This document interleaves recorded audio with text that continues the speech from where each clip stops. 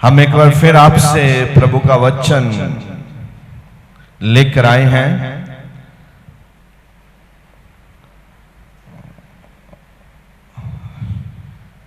एक आजादी जिसकी बात आज पूरा भारत कर रहा है और पूरे भारत में भारत के फ्लैग लगाए गए हैं। आज मेरी स्टेज पर भी भारत का फ्लैग लगा है और पूरे देशवासियों ने भारत के फ्लैग को लगाया है। लगाना भी चाहिए, ये अच्छी बात है और हम इस फ्लैग की रिस्पेक्ट करते हैं। अब क्या सच में हम आजाद हैं? बात यह है, आज बहुत ही कम समय में मैं आपसे प्रभु के वचन के माध्यम से एक तस्वीर को लेके आना चाहता हूं। अगर आप इस तस्वीर को ध्यान से देखेंगे तो आपकी जिंदगी में एक नया सफर शुरू होगा यीशु मसीह के जीवित नाम से।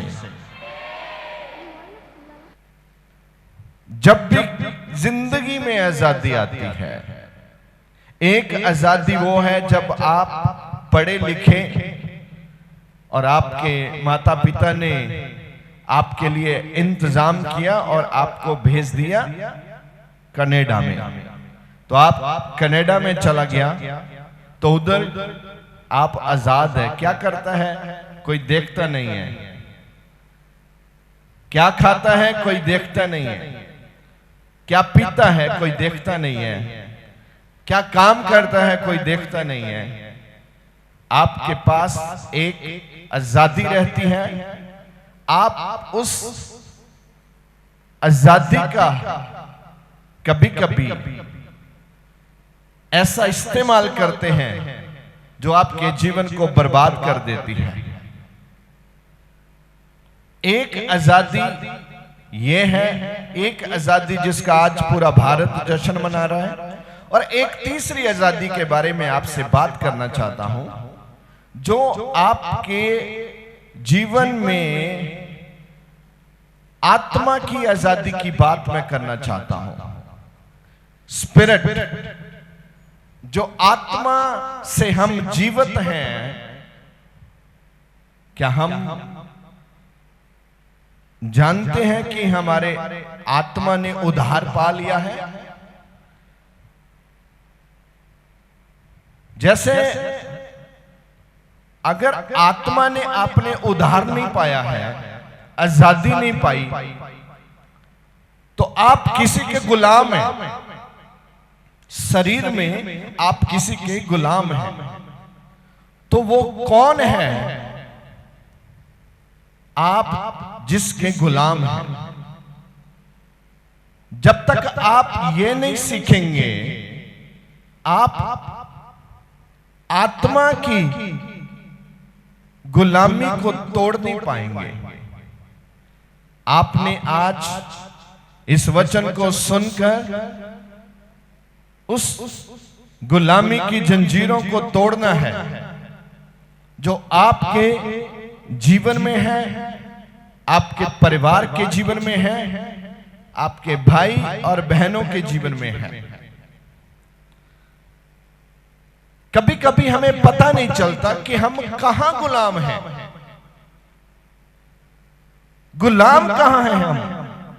तो आज अगर आप इन तस्वीरों को, मैं 4 तस्वीरें यहां बनाने वाला हूं, अगर आप 4 तस्वीरों को ध्यान से देखेंगे तो आपको पता चलेगा कि आप किस गुलामी में हैं। पहली बात, जीवन की कुछ महत्वपूर्ण बातें आज मैं आपके साथ शेयर करना चाहता हूं। पहली बात, हर इंसान आज सफलता के पीछे भागता है। उसको लगता है सफलता पैसे में छुपी हुई है, तो वो पैसा कमाने के लिए कभी कभी अपने जिस्म को भी बेचता है।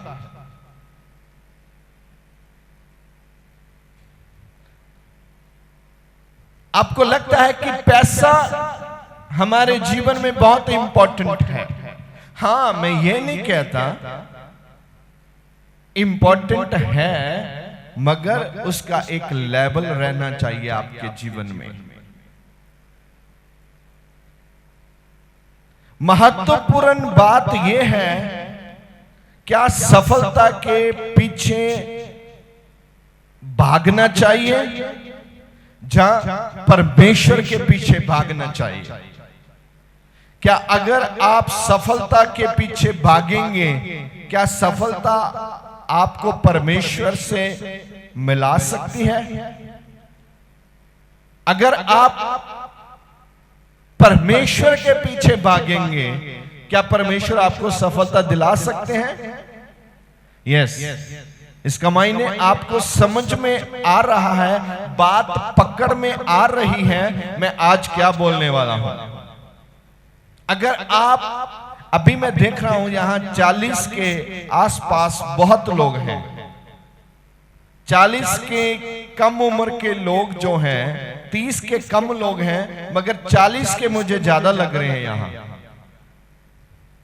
तो अब मैं ये भी आपको बताने वाला हूं कि आपके पास कितना समय बैलेंस में है और आपने कितना खर्च कर लिया है।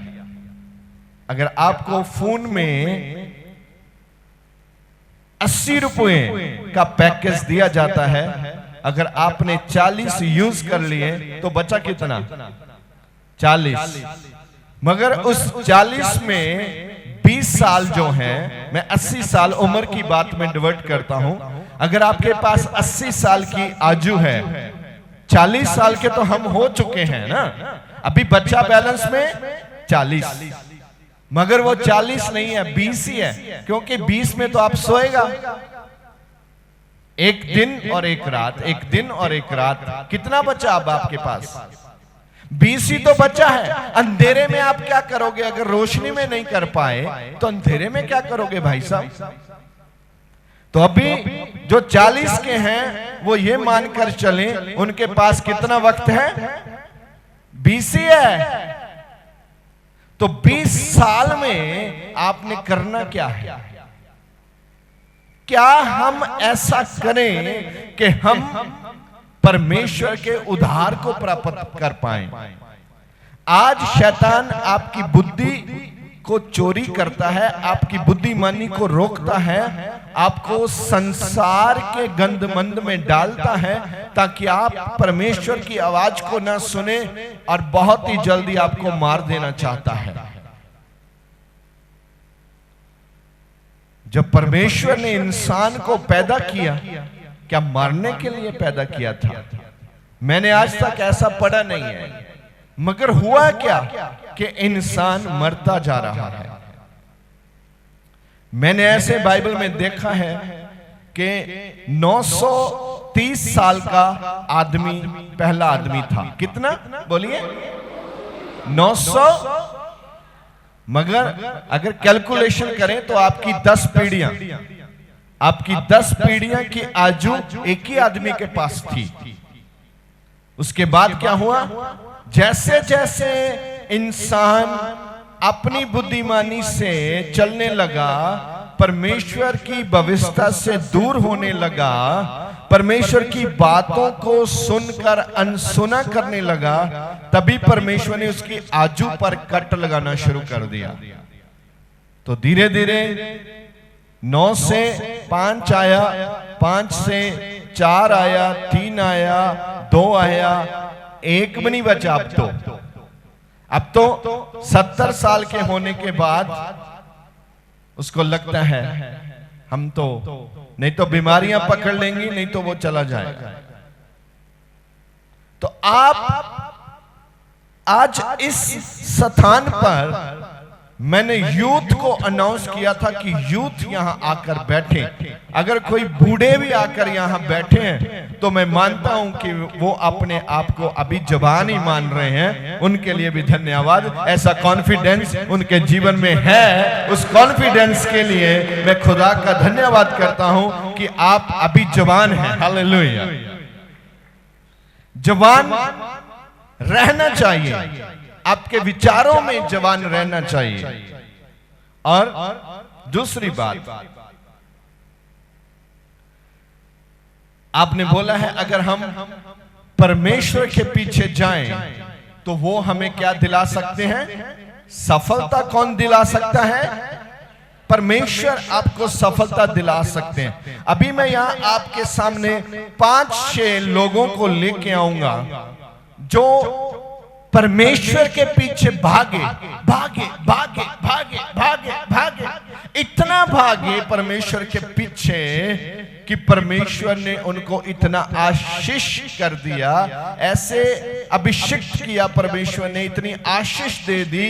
आज यहां भी दुनिया में प्रचारण होता है, उन लोगों के नाम लोगों के कानों पे गूंजते हैं यीशु मसीह के नाम से। अभी आप सोचेंगे यीशु मसीह तो पैदा ही न्यू टेस्टामेंट में हुए। हाँ, वो दिखने के लिए पैदा न्यू टेस्टामेंट में हुए, मगर वो लिखता है आदि में शब्द था। आदि में तो शब्द परमेश्वर के, तो परमेश्वर और जीसस की तस्वीर हमें शुरू से ही नजर आती है। वहां क्लियर नहीं है पिक्चर, वहां क्लियर करनी पड़ती है जब आप खुदा के वचन को समझेंगे।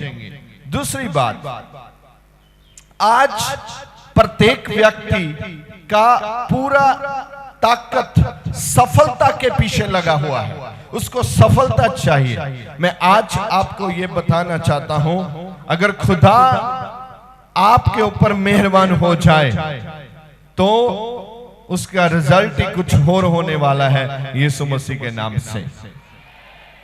अभी आपने 40 वर्ष अपनी मनमानी की है, तो मैं यह कहना चाहता हूं आने वाले 40 वर्ष आप परमेश्वर जैसे चाहते हैं, उनकी मनमानी से अगर आप जिए तो आप इन 40 वर्ष में, जिसमें 20 बरस रात के रहेंगे और 20 बरस दिन के रहेंगे, इन 20 बरस में आप ऐसी सफलता पाएंगे कि दुनिया आपको देखेगी कि आप कहां से सफलता को लेकर आ रहे हैं।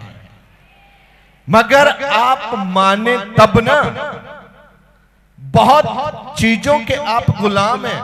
यहां निकलते ही आप फोन पर ऐसा काम करना शुरू कर देंगे जो खुदा को पसंद नहीं है।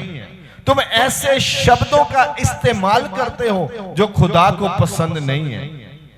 आपके माइंड में ऐसी पिक्चर, गंदी गंदी तस्वीरें आने लगती हैं जो खुदा को पसंद नहीं है। आपका प्रार्थना का जीवन वो नहीं है जो खुदा चाहते हैं। आपको वो जीवन जो आपके खुदा ने दिया है वो वैसा नहीं है जैसा खुदा चाहते हैं। वचन ऐसे बोलता है कि मैं पवित्र हूं, तुम भी क्या बनो। आपको वो पवित्र देखना चाहता है। अगर आपका बच्चा गंदगी से लिबड़ा हुआ है, क्या आप उसको उठाएंगे? पहले आप उसको बाथरूम में लेके जाते हैं, साफ करने के बाद आप अपने बच्चे को मोहब्बत करते हैं। आज इस दुनिया में यूथ जो है, उनके पास कोई रास्ता नहीं है, वो भागा दौड़ा जा रहा है। कोई आईएलएस कर रहा है, कोई कुछ कर रहा है, कोई कुछ कर रहा है और भाग रहा है, अपने भारत को छोड़कर भाग रहा है। उसको यहां चैन नहीं है, उसको कोई समाधान नजर नहीं आ रहा। अगर आपके पास परमेश्वर है तो आपको समाधान नजर आएंगे यीशु मसीह के नाम से। याकूब के पिता के कुएं पानी बंद हो चुका था, जब यकूब ने वो कुएं खोदे, बाइबल में ऐसा एक हिस्ट्री है, जैसे एक तरफ वो लोग थे जो खुदा को मानते थे, एक तरफ वो लोग थे जो खुदा को नहीं मानते थे। जो खुदा को नहीं मानते थे उन्होंने सैकड़े बार वहां से जमीन को खोदा पानी निकालने के लिए, मगर वहां जमीन ने पानी दिया नहीं। एक बार वो लोग वहां आ गए जो खुदा को मानते थे, उन्होंने वहां आकर खोदा तो जमीन ने उसको क्या दे दिया। यहां लोगों के लिए उपज नहीं है। अगर आप विश्वास करते हैं तो मैं आपको आज ये कहने वाला हूं, अगर यहां से लोगों को नहीं मिलता, खुदा आपको वहीं से दिलाने वाला परमेश्वर है। इसकी एक उदाहरण आपको न्यू टेस्टामेंट में मैं मैच करना चाहता हूं, ताकि आपके मन में अगर कोई ऐसा कंफ्यूजन हो तो वो क्लियर हो जाए। जब यीशु मसीह उन लोगों की मशवारों की किश्ती का इस्तेमाल कर रहे थे तो वो अपने जालों को धो रहे थे, क्योंकि उन्होंने पूरी रात मछली पकड़ने की कोशिश की। वो मछली पकड़ने वाले लोग थे, वो पैसा कमाने वाले बिजनेसमैन लोग थे। सारी रात, पूरी रात मछली पकड़ने की कोशिश करते हैं, जाल डालते हैं, मछली आती नहीं है, जाल डालते हैं, मछली आती नहीं है, जाल डालते हैं। आपके साथ भी आज यही हो रहा है। अब मेहनत करते हैं, फल मिल ही नहीं रहा, मेहनत करते हैं, फल मिल ही नहीं रहा, मेहनत करते हैं, फल मिल ही नहीं रहा, क्योंकि उसमें परमेश्वर की आशीष आपके जीवन में अभी शुरू नहीं हुई। कारण आपने परमेश्वर को अपना जीवन उस लेवल पे दिया नहीं, आप समर्पित नहीं हुए कि परमेश्वर आपके जीवन में कार्य करे। कब परमेश्वर कार्य करते हैं? जब हम उसका आवाज को सुनकर, उसके आवाज के सुनने के बाद हरकत में आते हैं। तो यीशु मसीह वहां से गए और पूछा, हाँ भाई? उन्होंने बोला, हमने कोई मछली पकड़ी नहीं है, सारी रात, पूरी रात हम मेहनत कर रहे थे, कोई मछली, बोलिए कोई मछली। कितने लोग मछली पकड़ना चाहते हैं? क्या बात है, प्रेज़ द लॉर्ड। आप पकड़ेंगे। मछली का मायने है आशीष। मछली का मायने इधर क्या है? हाँ, कितने आशीष पकड़ना चाहते हैं? Praise the Lord. जब भी आपने हाथ ऊपर उठाना है ना, तो ऐसे नहीं कि सबने उठाया तो हम भी उसमें शामिल, ऐसे पता चले आप दिल से कर रहे हैं, आप ध्यान से सुन रहे हैं। तो अब क्या हुआ? यीशु मसीह ने उनसे बोला, जो मछली पकड़ने वाले थे उसके ऐसे तजर्बा था, उनके पास ऐसा एक्सपीरियंस था। क्या बोलते थे? हम तो पानी को देखकर बता देते हैं इसमें मछली है कि नहीं है। हम ऐसे तजर्बेकार हैं गुरुजी। यीशु मसीह ने बोला, अब मैं कहता हूं इधर आओ, नाव लेकर इधर आओ। क्या करो? किश्ती लेकर इधर आओ। हिंदी में बोलता है नाव, नाव लेकर इधर आओ। वो लेके गए। यीशु मसीह ने बोला, अब क्या कर दो? जाल अब डालो, क्योंकि अब मैं आपकी किश्ती में आ गया हूं। हालेलुया। आपकी किश्ती में यीशु नहीं है तो आप मछली किधर से पकड़ेगा? आप आशीष किधर से ढूंढ रहा है? पहले आपकी किश्ती में कौन आना चाहिए? आपकी नाव में कौन आना चाहिए? जोर से चलाकर बोलेंगे तो मुझे सुनेगा। यीशु मसीह। आपके जीवन में कौन आना चाहिए? आपकी किश्ती में कौन आना चाहिए? उसके बाद आप क्या पकड़ेंगे? आशीष पकड़ेंगे। अभी भी वो तैयार नहीं है। यीशु उनके जीवन में है और बोल रहे हैं, अभी तुम जाल को डालो। तब नहीं गुरुजी, हम जानते हैं इधर ही डाला था, हम अब थक चुके हैं। आज भी बहुत लोग ऐसे हैं, जब यीशु उनको बोलते हैं, तब भी वो सुनकर अनसुना कर, नहीं बहुत हो गया, हम थक चुके हैं, हम एवरी संडे जाते हैं, एवरी थर्सडे जाते हैं, हम फास्टिंग भी करते हैं, अब बहुत हो गया, अब हम थक चुके हैं। जब आप थक चुके हैं तभी परमेश्वर दिखाता है कि वो कौन परमेश्वर है।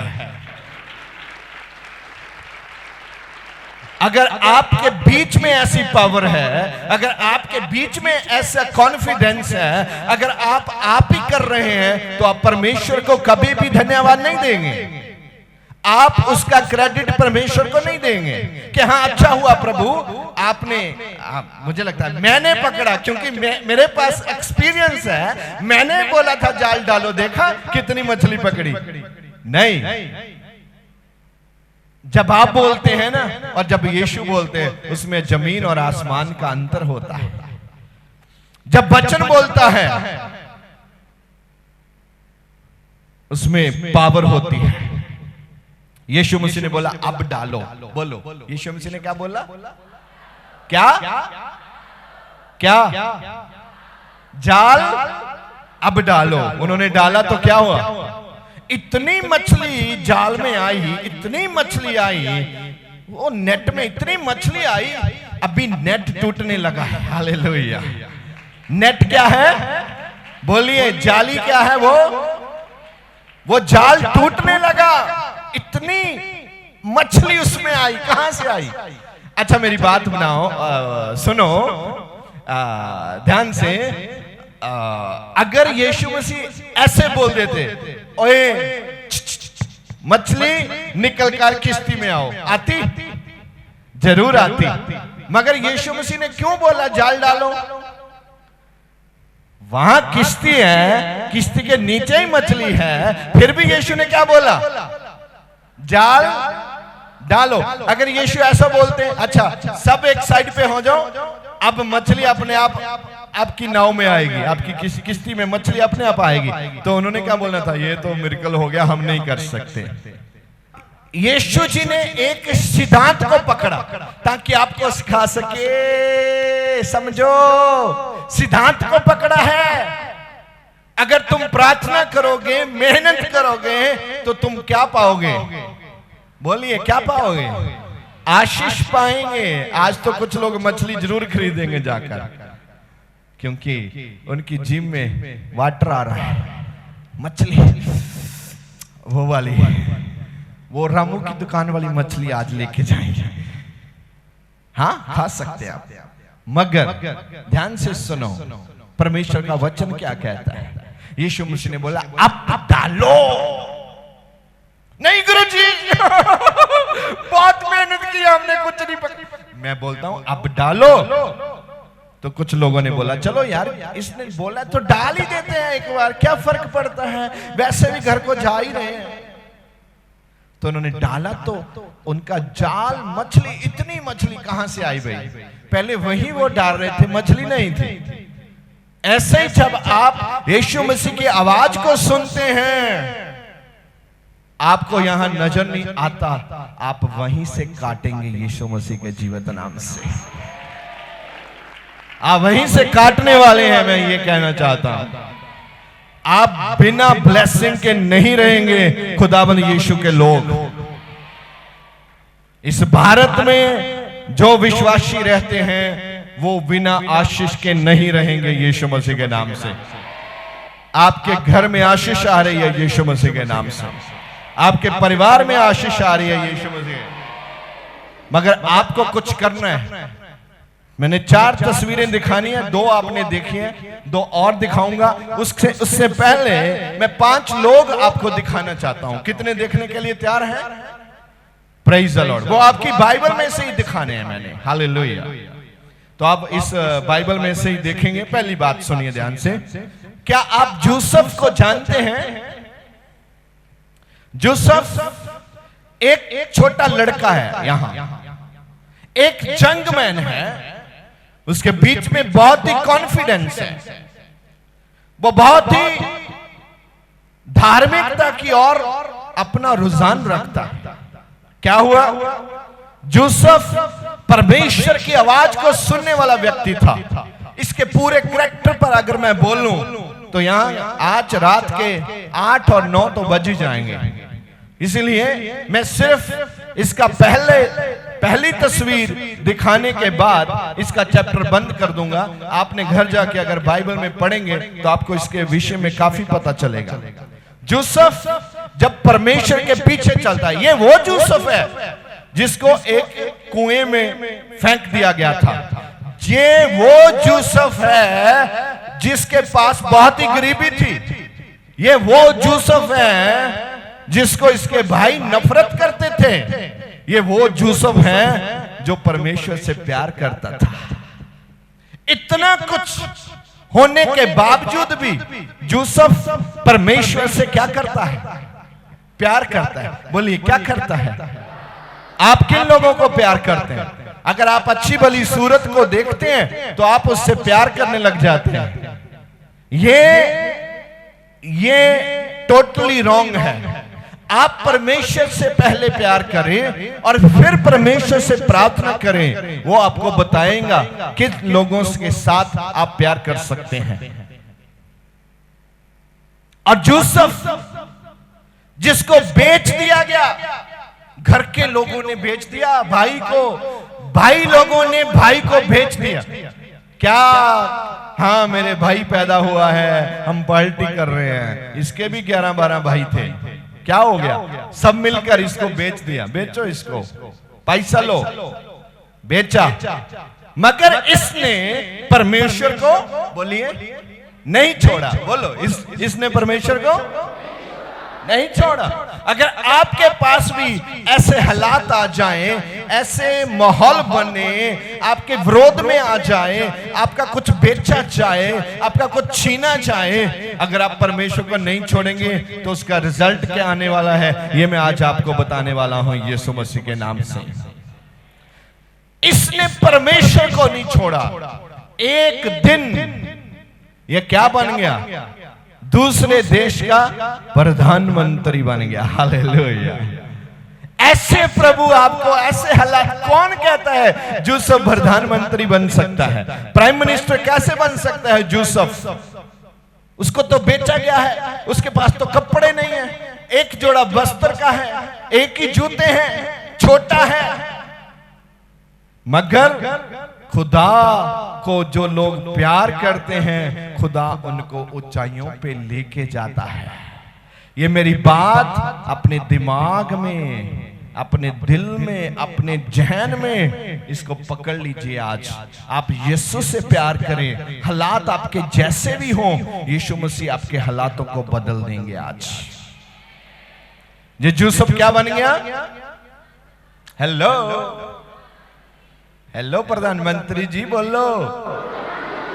हाँ, हुण बोल दिया, मान लिया थानू, बोल दे रहे हो। सुनो अगली गल। फिर हम देखते हैं दूसरे व्यक्ति की तस्वीर जिसका नाम है दानियल। हालेलुया। क्या नाम है? हेलो।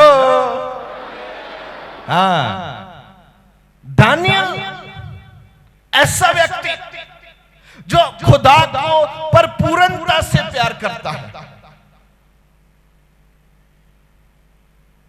परपूर्णता से मोहब्बत करता है। क्या कर रहा था वो? एक देश में ऐसा ऐलान हो गया, आप सभी को आकर इधर इस मूर्ति के सन्मुख आना है और झुकना है, नमस्कार करना है। दानियल और उसके साथियों ने क्या बोला? हम इस मूर्ति को नमस्कार नहीं करेगा। राजा ने बोला, जंग है ना, अभी नौजवान है, इसके खून में गर्मी है, ठंडा करते हैं। तो स्टोरी तो बहुत लंबा है, मगर मैं थोड़ा शॉर्ट में लेके आता हूं। क्या हुआ जब दानियल ने बोला हम ऐसा नहीं करने वाले? तो क्या हुआ? परमेश्वर दानियल के संग था। मगर दानियल की एक बात थी मेरे नौजवानों, दानियल एक ऐसा काम करता था, पूरा दिन में 3 बार वो परमेश्वर के सामने घुटनों पे आता था। हालेलुया। हम ऐसे जवान हैं, एक बार भी घुटनों पे नहीं आते, फिर भी प्रभु से कहते हैं ये दे दो नहीं तो भाग जाऊंगा, वो दे दो नहीं तो उधर चला जाऊंगा, इधर चला जाऊंगा। आप जिधर भी मर्जी जाओ, आप इस परमेश्वर के वचन को चेंज नहीं कर सकते, आप इसके सिद्धांत को चेंज नहीं कर सकते। अगर आपको आशीष चाहिए तो आपको इसको ग्रहण करना होगा, आपको इसको मानना होगा, इसको पढ़ना होगा, इस पे क्या लिखा है और परमेश्वर आपसे क्या बात करते हैं, ये आपको देखना पड़ेगा। हुआ क्या? पूरा बेबीलोन देश यहोवा परमेश्वर की महिमा करने लगा दिया डैनियल ने। एक की डैनियल नौजवान नहीं झुका, ऐसा हम नहीं करेंगे, हमको परमेश्वर की व्यवस्था से मना किया गया है। आप तो इधर कोई दो दोस्त मिल जाए, आपको व्यवस्था क्या याद है, आप तो उसको खुश करेगा, तो आशीष खुदा से मांगेगा। कुछ लोग पूरी जिंदगी ऐसे ही, जैसे एक भैंस के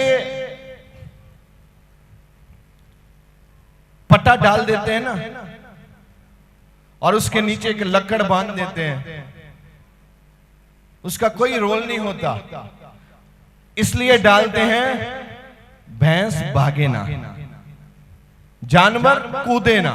कूदेगा तो उसकी टांगों में वो लगता है, चोट लगती है, फिर वो एक दो बार करने के बाद शांत हो जाता है। कुछ लोग मसीह में ऐसे ही हैं, उन्होंने ऐसे पट्टे अपने गले में डाले हैं जो उनको आगे नहीं जाने देते। आज आप ऐसे पट्टे जो आपने खुद अपने जीवन से समेटे हैं, जीवन में ऐसे कुछ अभिलाषों के द्वारा लगाए हैं, आज आपने तोड़ना है और आपको आजादी मिलेगी और आप परमेश्वर के संबंध में आएंगे और यीशु मसीह आपको बोलेंगे अब जाल डालो, आपको आशीष मिलेगी यीशु मसीह के नाम से। तीसरा व्यक्ति है दाऊद, बहुत ही जंग नौजवान, भेड़े और बकरियों को चराने वाला एक नौजवान। एक बार भेड़िया भेड़ उठा के ले गया, तो क्या हुआ, वो गया ढूंढा और मुंह से पकड़ा, ऐसे उसको फाड़ दिया और अपनी भेड़ और बकरी को छुड़ा कर लेके आया। ऐसा योद्धा, एक नौजवान, जंग। क्या हुआ, वो परमेश्वर के साथ बना रहा। एक आदमी आया, उसने बोला तुझे तो खुदा ने इज़राइल के लिए, राजे के लिए अभिषेक किया है। तो बोला ठीक है, इंतजार करता रहा। दाऊद परमेश्वर के साथ बना रहा और मेरी बाइबल बताती है एक दिन वो इज़राइल का राजा बन गया यीशु मसीह के नाम से। बोले आमीन। एक साधारण व्यक्ति, जैसे हमारे देश में मैंने कुछ लोगों को ऐसे सुना है, वो मोदी साहब को ऐसे सवाल करते हैं, अच्छा एक चाय वाला प्रधानमंत्री कैसे बन गया? समझे मेरी बात? ऐसे ही दाऊद भेड़े चराने वाला, बकरियां चराने वाला, एक देश का क्या बन गया, वो राजा बन गया। आज भी मोदी साहब हमारे भारत के राजा हैं। उनके विषय में अपनी जुबान से किंतु परंतु मत करना। अगर खुदा ना चाहे तो वो वहां नहीं हो सकते। वो है क्योंकि खुदा ने उनके हाथ में इंडिया दिया है। तो दिया है, इसका मायने परमेश्वर की कोई योजना है। जिसको खुदा आपके ऊपर हाकिम बनाता है, किसी को अगुआ बनाता है, ठहराता है, इसका मायने है उसके ऊपर खुदा की क्या है, करुणा है। तीसरा व्यक्ति आप देख रहे थे दाऊद, और चौथा व्यक्ति है अब्राहम। कौन है? Hello, Abraham. नौजवानों, आप मुझे नौजवान दिखने चाहिए आज। कितने 40 वर्ष की उम्र के हैं? 40 के कितने हैं? हाथ उठाएं जो 40 के हैं। अच्छा, जो 20 से लेके 40 तक है वो हाथ उठाओ। अच्छा, 40 के तो है ही नहीं यहां। मैं तो भलेखे में भ्रम में ही रह गया। ये तो सब 40 के नीचे ही हैं। 35 के कितने हैं? 35। Very good. तो 40 के हाथ उठाओ। 40 के बहुत कम है। और 20 से 40 तक कितने हैं? ओके, क्या बात है। आप तो बहुत जवान है, मगर दिखने में लगते हैं जैसे आप 40 से भी ऊपर हैं। आप वर्जिश करो भाई साहब, सुबह घूमने जाओ, खाता है पीता और सो जाता है, और फिर बोलता मैं तो 25 का हूं, लगता 40 का है। इतना बड़ा पेट है, 3 दिन पहले ही आपका पेट तो इधर आ जाता, पता चल जाता वो खोजेवाल में आ रहा है। आपको आत्मिक जीवन के साथ साथ इस जीवन को भी अच्छा बनाना है। स्वस्थ भोजन खाओ, अच्छा खाना खाओ, चर्च में आओ, अच्छा कपड़ा पहन कर आओ, और पूरे बाजू वाला कपड़ा पहन कर आओ। मुझे तो गर्मी लगनी नहीं, मैं भी यहीं खड़ा हूं। जब भी आप चर्च में आओ, कपड़ा प्रेस करके पहन के आओ।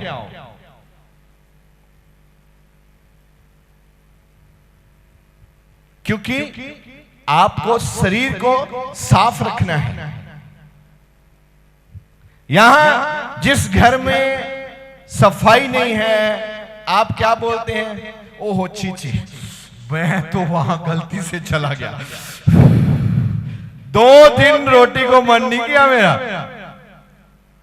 अगर आपके जीवन में गंदगी है तो प्रभु आपके जीवन में आएंगे, वो बोलेंगे ओहो छी छी छी छी, सफाई करो भाई साहब, फिर आएंगे हम।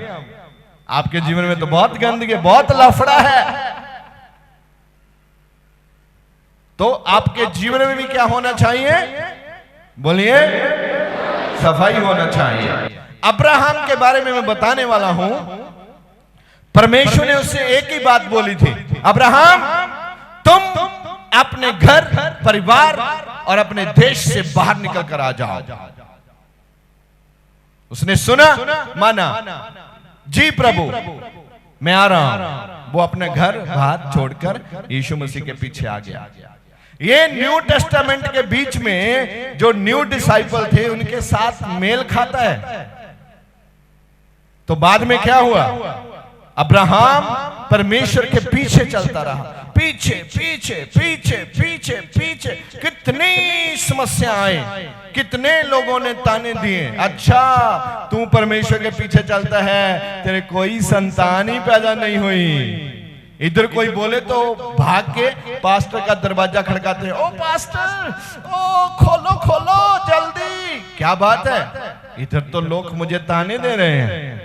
तो उसका बेस कमजोर है, कुछ भी कोई बोले तो भाग जाता है। इधर अब्राहम 100 साल के आसपास चला गया, कोई बच्चा पैदा नहीं हुआ। खुद परमेश्वर ने बुलाया था कि तुम आओ मेरे पीछे, मैं तुझे आशीष दूंगा, मैं तुझे।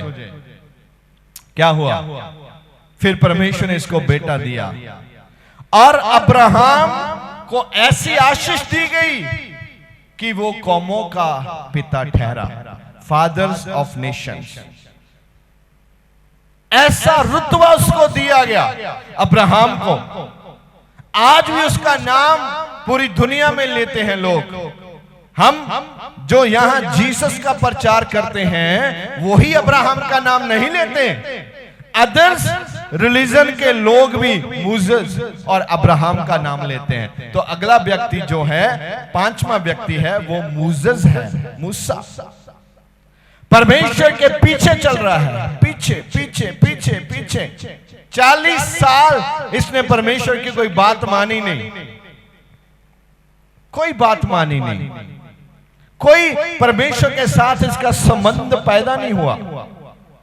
40 वर्ष का एक दिन पहाड़ पर किसी व्यक्ति के इज्जड़ को चुरा रहा था, तब अचानक आकाश से एक आग गिरी, एक झाड़ी पर जलने लगी। पट पट पट पट पट पट पट पट पट पट पट पट पट पट पट। देखने लगा ये क्या हो रहा है, इतनी आवाज किसकी आ रही है? देखा तो वहां आग लगी हुई थी। भाग के उस तरफ पीछे घूमकर मुड़ने लगा तो एक आवाज आई, मोसेस मैं हूं तुम्हारे बाप दादाओं का परमेश्वर। अच्छा बात सुन, पैरों से जूता उतार दे। यहां परमेश्वर की प्रेजेंस होती है। अगर आपको लगे कि यहां परमेश्वर की प्रेजेंस है तो आप जूता जरूर उतार दीजिएगा। उतारा, घूमा, और यहोवा ने उसको एक काम दिया, जाओ फिरौन राजा के सामने जाओ। अच्छा जी, जाओ मेरे लोगों को छुड़ा कर लेके आओ।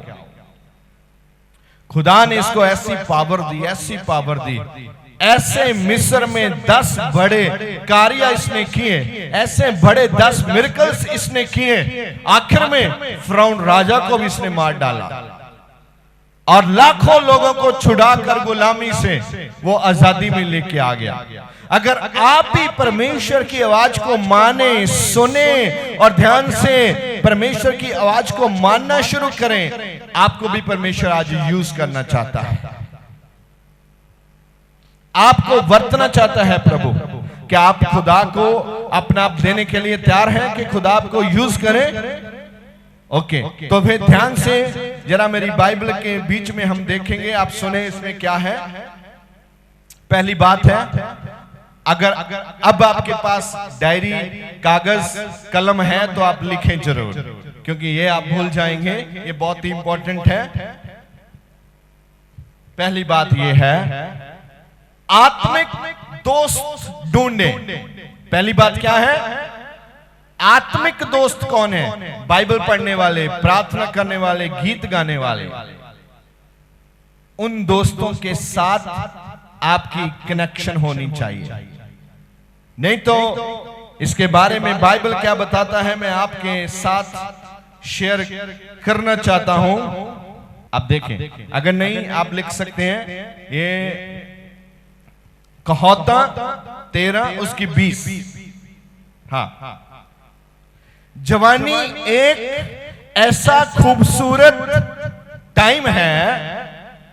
अब मेरी तरफ देखें, पहले मैं आपको यह बताना चाहता हूं, जवानी एक ऐसा खूबसूरत टाइम है जो गुजरती गुजरती गुजरती गुजर जाएगी और एक दिन आप बूढ़े हो जाएंगे। जवानी ऐसा खूबसूरत समय है, पता चलता नहीं है किधर चली गई। बुद्धिमानों की संगति और आप ढूंढते रह जाओगे। अगर कोई पूछे तो क्या बात है भाई साहब, पता नहीं चला मेरी जवानी किधर चले गई, उसको ढूंढ रहा हूं। क्योंकि अब जैसे ही आप थोड़ा जवानी से आगे जा रहे हैं, आपको वो टाइम याद है। यहां जब ये लोग यहां आज प्रे फॉर इंडिया का गाना गा रहे थे, वो कैसे कूद रहे थे। मैं उधर से देख रहा था, 2-3 लड़कियां, बच्चियां ऐसे 2-2, 2.5 फुट उछल रही थी। ये एक जवानी में कर सकते हैं। अगर किसी बूढ़े को लाओ तो करेगा? कर ही नहीं पाएगा। अगर आपको जवानी में ऐसी आराधना प्रभु की आप करेंगे तो आप क्यों नहीं आशीष पाएंगे भाई? क्यों नहीं आप ब्लेस किए जाएंगे? अगर खुदा के लिए आप नाचेंगे, कूदेंगे, गाएंगे, परमेश्वर के लिए काम करेंगे। लिखता है, आत्मिक दोस्तों के साथ संगति में रहें। आप अपने लिए, अपने खानदान के लिए, अपने परमेश्वर के लिए आप नाम ऊंचा कर सकते हैं। अभी टाइम है आपके पास। बूढ़े हो जाएंगे तो खुदा को भी बूढ़े नहीं चाहिए। वो बोलेगा चलो चलो, आपका टाइम पास हो गया, पीछे आने वाले लोगों से मैं पिक कर लूंगा जो मुझे चाहिए। खुदा आपको एक समय देता है कि आप परमेश्वर के लिए कुछ कार्य करें। अगर आप नहीं करेंगे तो खुदा आपको छोड़ देगा, किसी और को पिक करेगा। क्योंकि पीछे तो बड़ी भीड़ आ रही है ना। आप 2 से 3 के हो रहे हैं, पीछे 2 वाले आ रहे हैं। आप 40 के 50 के हो रहे हैं, पीछे 40 वाले आ रहे हैं। आप 35 से 40 हो रहे हैं, पीछे 35 की भीड़ आ रही है। उनमें से पिक करेगा ना, अगर आप बात नहीं मानेगा तो आपको परमेश्वर की बात को मानना है। अगर आपके पास अच्छी संगति है, बाइबल में क्या लिखता है? हाँ? बुद्धिमानों की संगति कर। किसकी? हेलो, बुद्धिमानों की क्या करना है? संगति। बुद्धिमान लोगों के साथ साथ रहना है, उनके अगल बगल में रहना है, उनके पीछे रहना है। अगर आप बुद्धिमानों की संगति में नहीं रहेगा तो आपके जीवन का वो कवाड़ा कर देंगे लोग। आपको ऐसी मत देंगे, आपको ऐसी बुद्धि देंगे, आपको ऐसे रास्ते पे चला देंगे, आपको ऐसी ट्रेन पे बिठा देंगे जिसका कभी स्टेशन ही नहीं आता, घूमते रहो सारी जिंदगी, जिसका प्लेटफॉर्म ही नहीं है। तो लिखता है बुद्धिमानों की संगति कर, तब तू भी बुद्धिमान हो जाएगा। तब तू भी बुद्धिमान हो जाएगा। तुम भी बुद्धिमान हो जाएगा। तुम भी बुद्धिमान। अगर एक सेब खराब है, उसको जो सेब खराब नहीं है उसकी टोकरी में रख दो तो क्या होता है? आप बड़े बुद्धिमान हैं, सभी सेब क्या हो जाएंगे? तो अगर एक सेब खराब है, उसको टोकरी से क्या करना है? टोकरी से निकालना ही पड़ेगा आपको।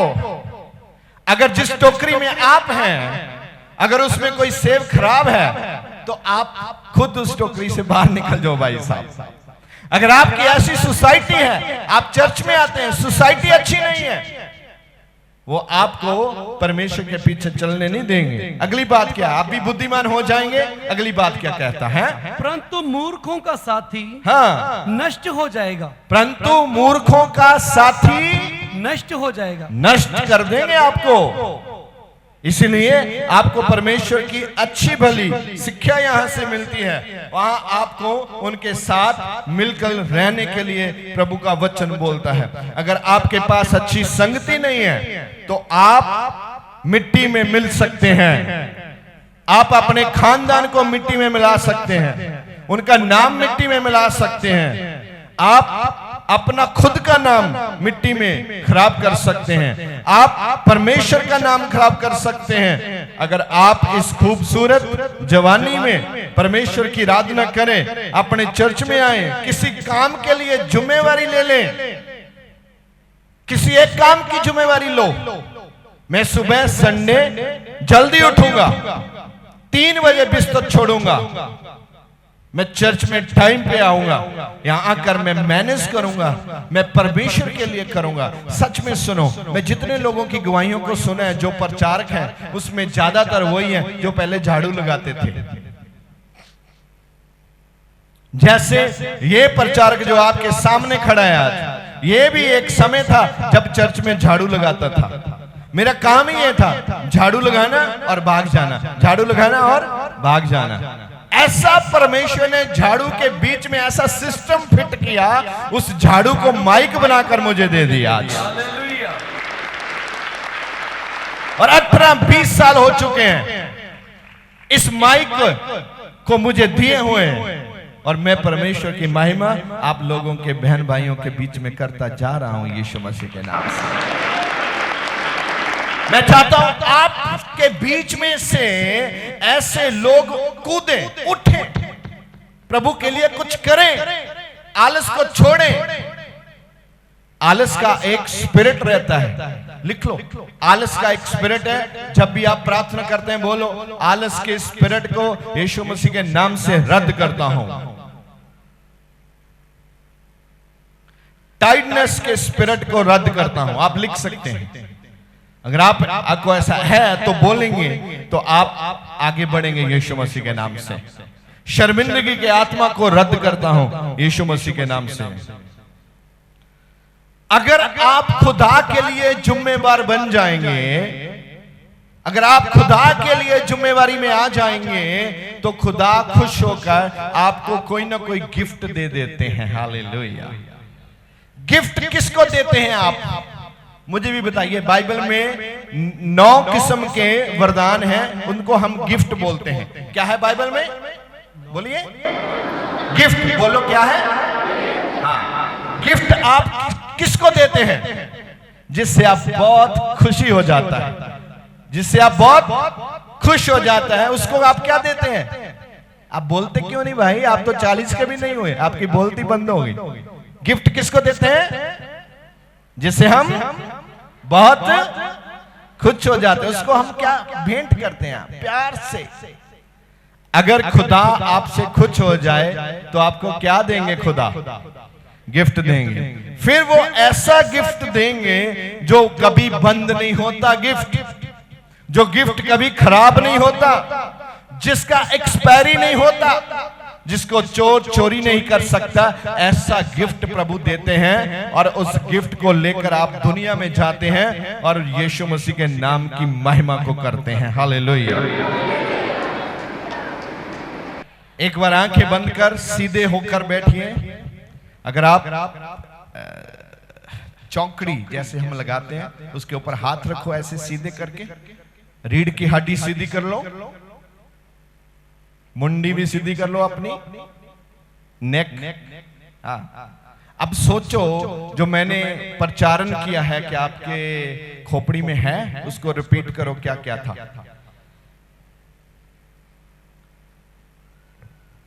और बोलो, वचन चुराने वाली आत्माओं को यीशु के नाम से मैं बांध देता हूं।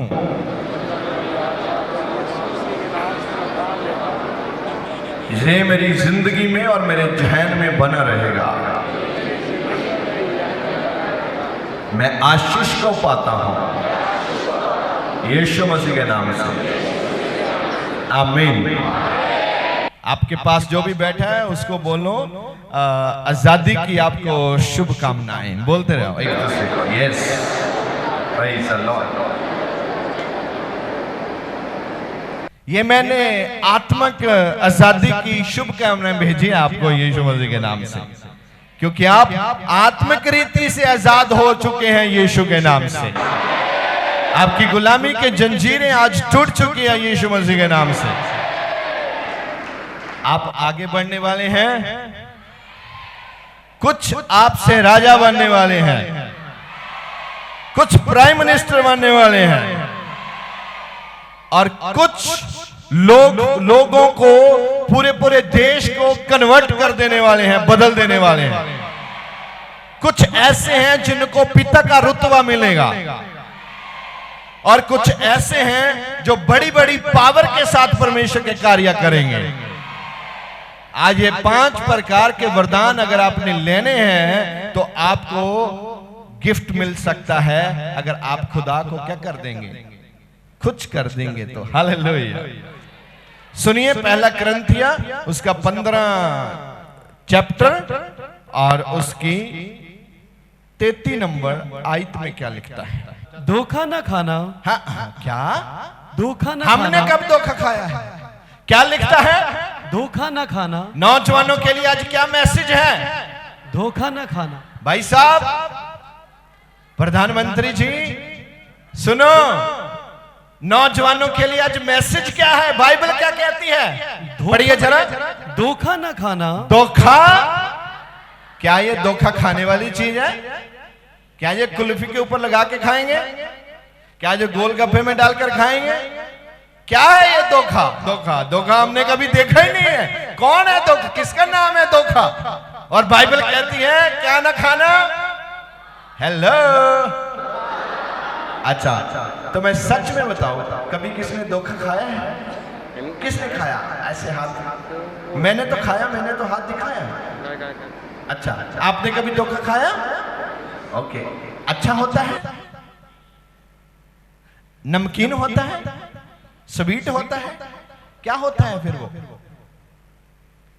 बाइबल आज एक मैसेज दे रहा है, धोखा ना खाना। इसका मायने आप धोखा खाना चाहते हैं? नहीं, आपको धोखा दिया जाता है, आपको पता नहीं है आप धोखा खा रहे हैं। और धोखे का रिजल्ट क्या होता है? आप दुखी हो जाते हैं। सच है?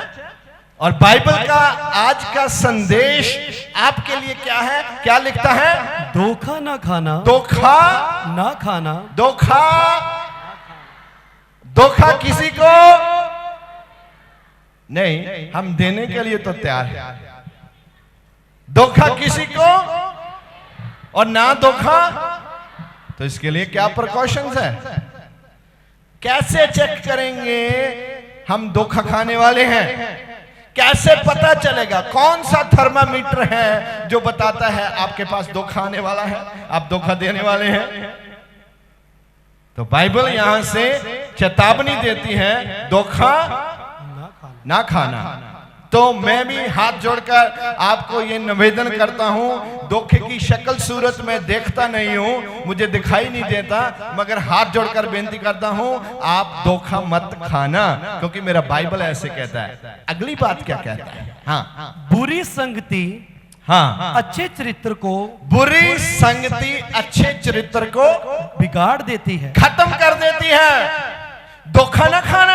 आपको लगे हाँ हाँ नहीं नहीं, हम तो चर्च जाते हैं, कोई बड़ी बात नहीं, वो मेरी मौसी का बेटा है, वो मेरी चाची का बेटा है, वो मेरे अंकल का बेटा है, बहुत हाँ बुरा तो है मगर ठीक है, मुझे जाना ही पड़ेगा। तो आप क्या खा रहे हैं?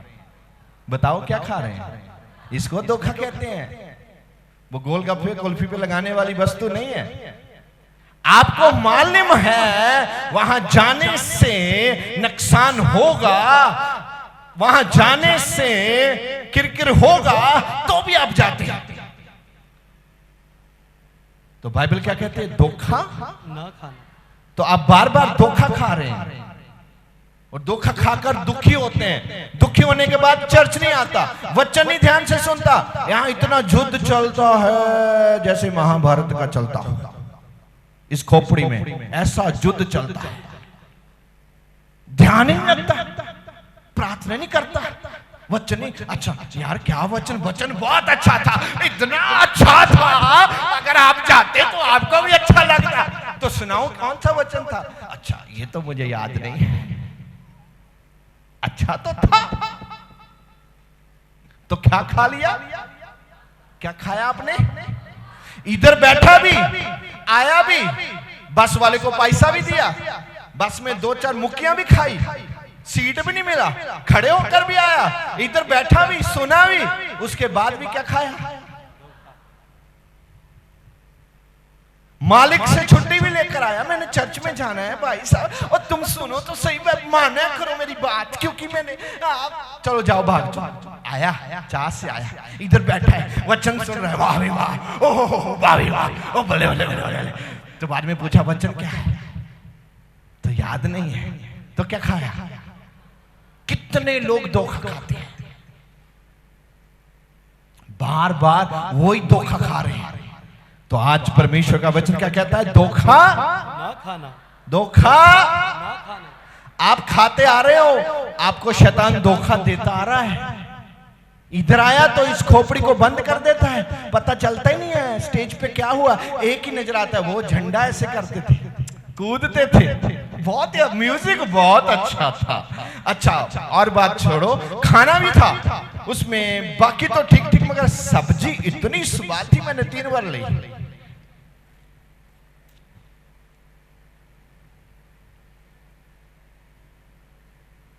क्या खा रहे हो आप? हेलो, नहीं पहले तो आप सब्जी खा रहे थे, अब क्या खा रहे हो? तो आप धोखा ही खा रहे हो, क्योंकि जो आपको साथ में लेके जाना है वो तो आपके साथ में जा ही नहीं रहा। जो आपको करना है, असली मकसद क्या है, वो तो गड़बड़ हो गया ना। तो बाइबल कहता है धोखा ना खाओ, बुरे संगति क्या करती है? बुरी संगति अच्छे चरित्र को, अच्छे चरित्र को बिगाड़ देती है, बिगाड़ देती है, ऐसा बाइबल लिखता है। तो सुनो, अब परमेश्वर का वचन क्या कहता है? नीति वचन 13 उसका 20 में हम देखेंगे। इसको पहले पढ़ा मैंने ना, किसी को याद है? एक बार फिर देखो क्या कहता है। ये इसके साथ बहुत मैच करेगा एक बार फिर से। हाँ, तो कभी कभी क्या होता है, हम सूट खरीदने जाते हैं ना, तो कभी कभी आपने सूट देखा और उसने उठा के वहां फिर फिट कर दिया आप लोग, अच्छा एक बार वो निकालो दोबारा, एक बार निकालो तो सही, देखें मैचिंग हो रही है इसकी साथ में। हाय बहन, ऐसा होता है, मैचिंग करना चाहते हैं हम, और बाइबल में भी मैचिंग वचन मैचिंग मिलता है। ये देखो मैचिंग मिलेगा आपको। हाँ, बुद्धिमानों की संगति कर, बुद्धिमानों की, उधर क्या कहता है, धोखा न खाना। धोखा न खाना, इधर क्या कहता है, बुद्धिमानों की ये मैच हो रहा है। बहुत अच्छा सुंदर लगेगा अगर आप पहनोगे तो बहुत ही खूबसूरत लगोगे, आपका आत्मा इतना खूबसूरत लगेगा।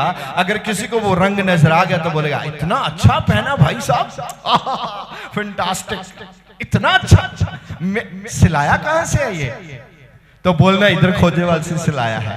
आमीन, हालेलुया। आप पहनो इसको, वचन को पहनो, लिखता है वचन को पहन लो। पहनो।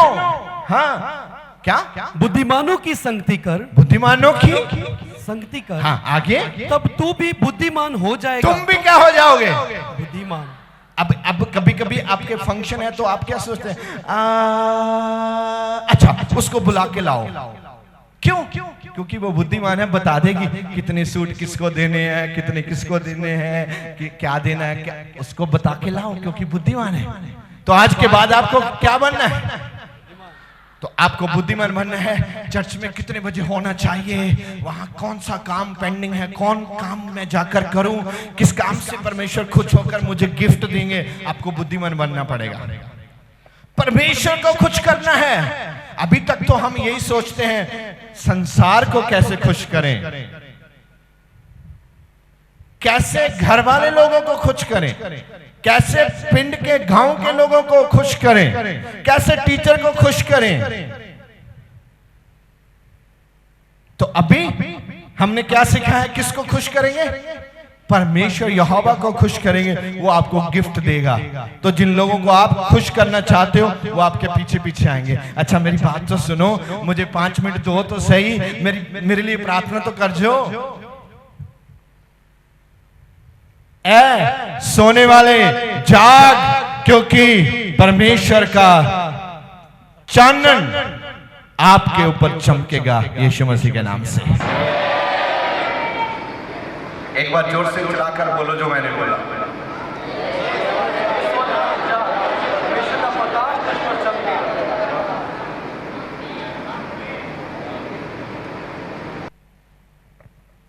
याकूब 4 उसका 7। इसलिए परमेश्वर के अधीन हो जाओ। किसके अधीन हो जाओ, परमेश्वर के क्या हो जाओ, अधीन हो जाओ, क्योंकि उससे बड़ा बुद्धिमान कोई नहीं है।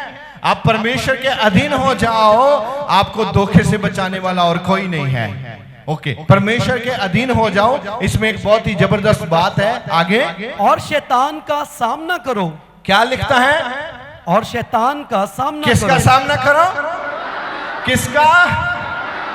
कभी कुछ लोग तो उसका नाम नहीं लेते, कहते हैं छोड़ तूने नहीं लेना नाम। एक बार मुझे एक फैमिली मिलने आई, तो उनके बच्चे छोटे छोटे बच्चे थे। मैंने बोला इधर आओ इधर आओ, तो कोई चॉकलेट दे के गया था, तो मैंने चॉकलेट निकाली और बच्चों को दी, और बच्चे बोले पादरी साहब, हाँ बेटा मैं आपको एक बात बताऊं। मैं कहा बताओ। तो जब आप प्रार्थना करते हैं ना, तो आप कहते हैं शैतान को डांटो डांटो। मेरी मम्मी बोलती है तुम शैतान को मत डांटो, उसको लगता है ना डांटने से हम सेफ हैं, उसको उसका नाम ना लेने से हम सेफ हैं। नहीं, आप उसको डांटने से सेफ हैं, ना डांटने से सेफ नहीं है। अगर आपके घर में कोई घुस रहा है, आप कहें अच्छा इसको घुसने दो, बोलो मत, तो आप सुरक्षा में हैं। अगर कोई घुस रहा है, अगर आप उसको डांटे तो आप सुरक्षा में हैं। डांटना चाहिए ना, तो आप डरना नहीं है। तो वचन क्या कहता है, किसका सामना करो, हेलो। हाँ, कभी कभी वचन ऐसे बोलता है सामना करो, कभी कभी वचन ऐसे बोलता है भाग जाओ। मैं अभी दिखाऊं आपको तस्वीर, देखो अभी इस पे भी हाथ रखना और देखना दूसरी तस्वीर क्या कहता है वचन। आप दूसरा थस्सलुनीकिया 2 उसका 22 देखो क्या लिखता है। जवानी की अभिलाषाओं से भाग, पहले क्या कहता था, क्या कर, तान का सामना करो। क्या कहता है, इधर क्या बोलता है, ये मैं आपके बस फिट करना चाहता हूं। अगर फिट हो गया फ्रेम पे बहुत अच्छा फोटो लगेगा। और ध्यान रखना, फोटो पे जो घोड़ा घास खाता है वो सच में घास खाता नहीं है, फोटो ही होता है वो। आप ध्यान से देखो क्या लिखता है बच्चा। जवानी की अभिलाषाओं से भाग, इधर क्या कहता है, भाग। उधर क्या बोलता है, सामना कर। इधर क्या बोलता है, भाग। भाग। उधर सामना कर। कभी कभी वचन भागने को कहता है और कभी कभी सामना कहां करना है और भागना कहां है। ये दोनों बात आपने सीखनी है। कभी कभी आप यहां सामना करना, वहां से आप भाग जाते हैं, और यहां भागना, वहां आप सामना करते हैं। फिर बोलते हैं वचन में ऐसा लिखा, परमेश्वर ने ऐसा कहा। आपको सीखेंगे तो आपको पता चलेगा बाइबल क्या कहता है। हालेलुया। इसको पूरा करें। हाँ, जवानी की अभिलाषाओं से भाग, पहली बात है जवानी की अभिलाषाओं से भाग। और जो शुद्ध मन से, जो शुद्ध मन से प्रभु का नाम लेते हैं, प्रभु का नाम लेते हैं, उनके साथ धर्म, उसके साथ धर्म, भरम और विश्वास, और विश्वास, और प्रेम, और प्रेम, और मेल मिलाप का पीछा कर। और मेल मिलाप का पीछा कर। किसका पीछा कर, मेल मिलाप का पीछा। भूम भूम पापा टीटी। हम कहां पेशेंस है हमारे बीच में। लफड़ा हो गया तो पहले ही, आप तो पहले ही तैयार है, 3-4 ठोकते हैं पहले, मेल मिलाप बाद में। तो कहीं कहीं ठोकने को भी बोलता है। सामना करने का मतलब क्या है, ठोकना है, ठोको। कभी कभी बोलता है भाग जाओ। यूसुफ जब महल में था तो वचन ऐसे बोलता है, उसने क्या किया, हेलो, भागा। यूसुफ क्या किया, यूसुफ क्या किया, सामना किया तो फंस जाता। वहां अभिलाषा थी, उसने उसका सामना नहीं किया, क्योंकि वचन ऐसा कहता है अपनी जवानी की अभिलाषाओं से भाग जाओ और शैतान का क्या कर लो, सामना कर लो। अभी पिक्चर खत्म होने वाली है, आप ध्यान से संभल कर, हम प्रार्थना में जाने वाले हैं कुछ ही समय के बाद, और परमेश्वर आपको बड़ी आशीष देकर भेजेंगे यीशु मसीह के नाम से, आमीन। आखिरी बात है उसमें, अब लास्ट चौथी बात जो मैं आपको बताना चाहता हूं, इसको बड़े ध्यान से सुन लो भाई। पहली बात, इस जीवन को क्या बनाना है, पवित्र बनाना है। इस जीवन को क्या बनाना है, आप जंग है ना, यूथ है आप, आपका सर्कल, ब्लड सर्कल बहुत फास्ट रहता है, आपके बीच में पावर है। अगर मैं बोलूं दौड़कर इसके छत पे चढ़ जाओ तो आप चढ़ जाएंगे, मैं बोलूं भागकर ट्रेन पकड़ो तो आप पकड़ लेंगे। बस पे अक्सर ही आप भागकर चढ़ते हो, क्यों, क्योंकि आपको कॉन्फिडेंस है मैं चढ़ जाऊंगा। आप कभी कभी आप देखो नौजवान बाहर खड़े रहेंगे, बस चलेगी फिर भागेंगे और बीच में चढ़ेंगे। जब बस है वहां स्टॉप पर नहीं चढ़ते, क्योंकि उनको मालूम है हम ऐसे ही, हम परमेश्वर को शुद्ध मन और पवित्र हृदय के साथ आराधना करना है, धन्यवाद देना है। अगर आप पवित्रता से खुदा को देंगे, प्रभु आपको ऐसा गिफ्ट देंगे, ऐसा गिफ्ट देंगे, प्रभु आपको इस्तेमाल करेंगे इसी पृथ्वी पर यीशु के नाम से। इसी पृथ्वी के यहां तक एंड है, पृथ्वी का एंड है यहां तक, वहां तक प्रभु आपको लेके जाएंगे, क्योंकि उसका काम बहुत है। तो यहां मैं आपको एक खास बात बताना चाहता हूं, क्वायर ध्यान से समझने की कोशिश करें। लिखता है कि तुम इस जीवन को पवित्र बनाना है, जैसे मरियम पवित्र थी और उसमें से यीशु मसीह उत्पन्न हुए। क्योंकि मरियम क्या थी, पवित्र थी, उसमें क्या उत्पन्न हुए? अगर हम भी पवित्र बने तो हमसे भी यीशु मसीह उत्पन्न होंगे। हालेलुया। कैसे उत्पन्न होंगे? आप यहीं भी जाएंगे, आपको वहां यीशु मसीह साक्षात आपके साथ नजर आएंगे और उसके नाम में आपके जीवन से कार्य हो जाएंगे। उससे पता चलेगा आप पवित्रता में चलते हैं यीशु मसीह के नाम से। आपको मैं बाइबल से ढूंढ रहा था, एक खास करैक्टर मुझे मिले, एक खास ऐसा करैक्टर मुझे मिले जो बहुत ही जवानी में हो। तो मुझे एक करैक्टर मिला। उस व्यक्ति का नाम बताऊं? उस व्यक्ति का नाम था यीशु मसीह।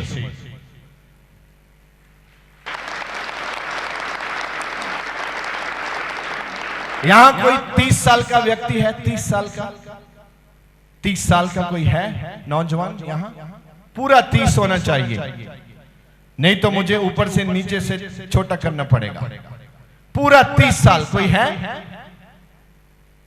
एक ही व्यक्ति 30 का नहीं है, डर गए, ऊपर से पादरी काट देंगे। जब सुनो, जब यीशु 30 वर्ष के थे, 30 वर्ष एक बहुत ही जंग एज, एक बहुत ही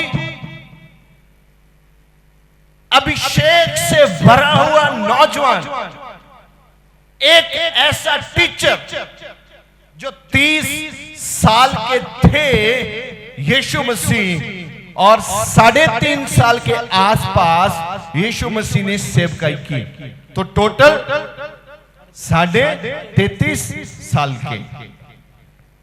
इससे नौजवान करैक्टर कौन मिलेगा? यीशु मसीह का करैक्टर बाइबल में मैं देखता हूं एक यूथ का करैक्टर, मगर उनकी बातें, जो लोग सर्वज्ञानी, जो लोग फरीसी, जो लोग यहां के प्रधान, जो लोग वहां की रीति के अनुसार अपने पूरे समाज को चलाने वाले, जब यीशु मसीह सामने आते थे, बातचीत होती थी, यीशु मसीह की बुद्धिमानी के सामने वो शर्मिंदा हो जाते थे और भाग जाते थे।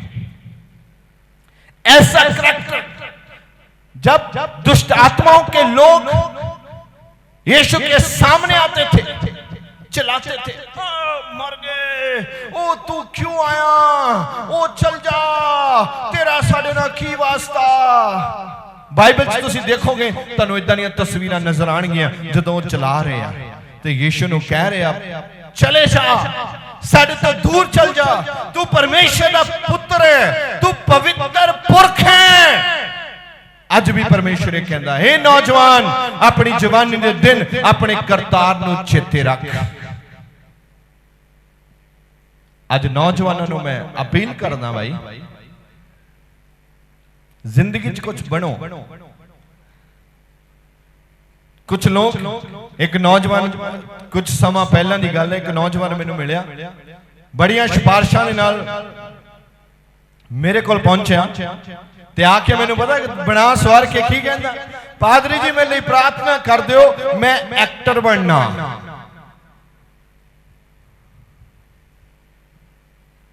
मतलब असी सारियां ने एक्टर ते डायरेक्टर सिर्फ हुण यीशु मसीह दा ही बनना है। हालेलुया। असी ओदे ही आ ते असी ओदे ही किरदार निभाउणे अज यीशु मसीह दे नाम दे विच। किन्ने जाने अज दे वचन नूं याद रखणगे? Praise the Lord. हालेलुया। प्रभु थानू ब्लेस कर। परमेश्वर दे वड्डे कम्मां नूं अपने जीवन दे विच देखण लई हुणे सब्सक्राइब करो साडा YouTube channel pastor Deol Khojewala ਅਤੇ ਸਾਡਾ ਫੇਸਬੁੱਕ ਪੇਜ ਪਾਸਟਰ ਦਿਓਲ ਖੋਜੇਵਾਲਾ।